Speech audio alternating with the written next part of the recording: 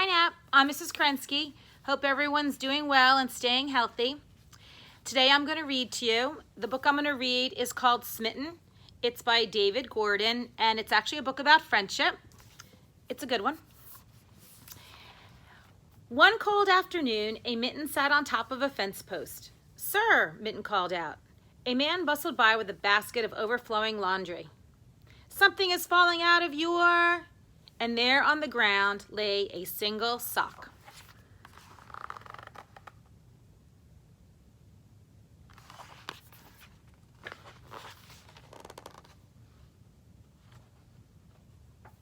Sock barely stood up before a bunch of kids trampled on him. "Are you okay?" Mitten yelled down. "Oh, I'm just used to being walked on," Sock said with a cheerful voice. "Hey, what are you doing up there by yourself?" "I used to be part of a pair," Mitten said sadly, "but now I'm alone and lost." "Wow," Sock said, "I guess I am too."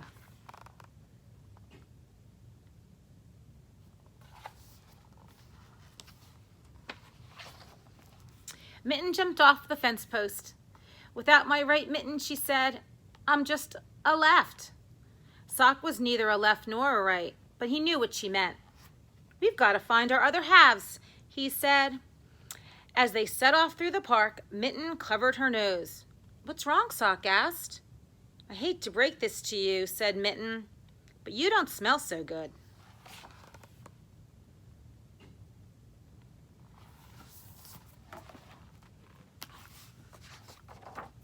All of a sudden, Mitten was caught, flipped, and flung through the air. She landed in the trash can. "Hey, what are you doing in there?" Sock called. Sock pushed and pushed until the garbage can fell over. Mitten tumbled out, brushed herself off, and grumbled.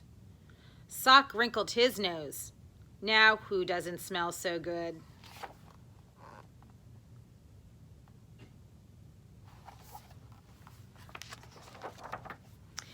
By now, Mitten was cold and dirty and downright annoyed.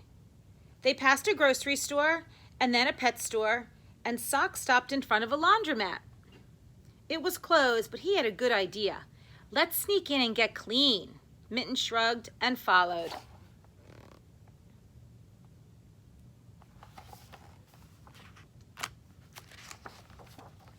"Wow," they both whispered in awe. The shiny machines towered above them like skyscrapers. "Too bad we don't have any money," Mitten said. "Don't worry," said Sock. He wiggled under the dryer. 4 quarters shot out. Sock emerged, smiling, and covered with lint. Mitten couldn't help but giggle.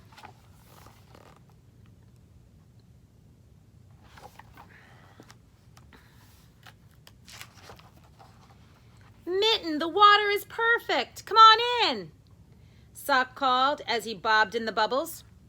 Even Mitten had to admit it looked pretty fun. She tested the water and then eased herself into the warm, soapy suds. The two played, splashing until, ding! The wash cycle was done.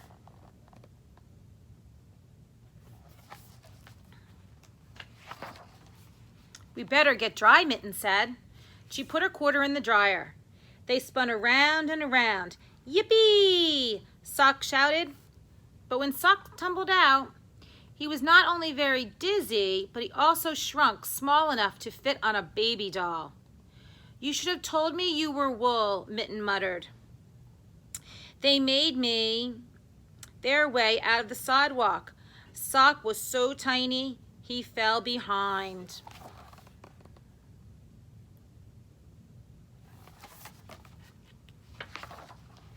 Suddenly, 2 dogs jumped out from the corner and grabbed him.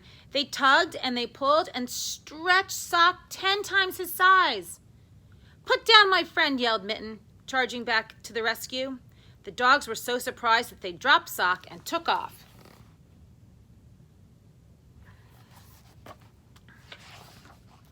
"I don't feel so good," Sock moaned.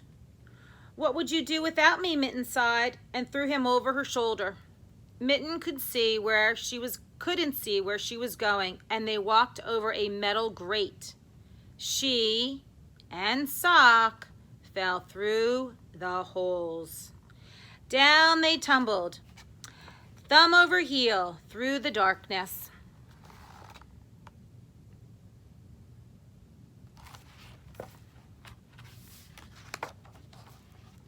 And landed on subway tracks.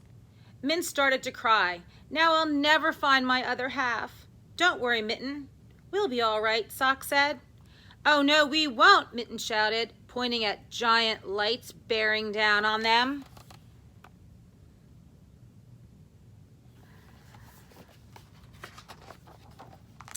The train zoomed over them and one of Mitten's threads got caught on the undercarriage. She unraveled into one very, very, very long piece of yarn. I don't feel so good, Mitten said. Don't worry, Mitten. I'm right here for you, said Sock. He gently gathered her up into a ball and hopped up the subway stairs.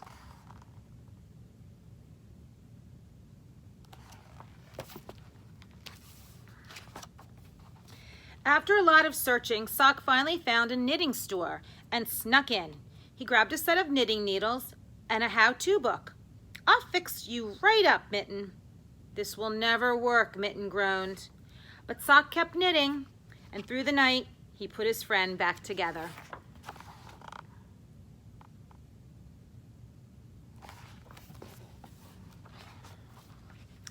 The sun was rising by the time Mitten saw her reflection in a hubcap.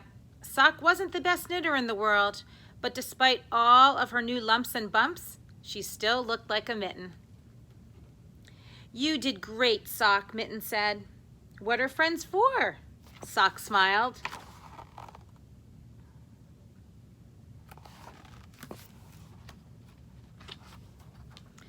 They walked up to the department store window and looked inside. Every sock, mitten, and glove had a match. They looked so happy. But that's when Mitten realized something. After everything we've been through, I think we are the perfect pair. The two friends hugged, and from then on they were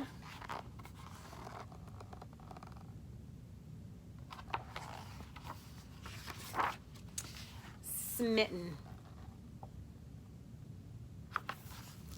Hope you enjoyed that book about friendship.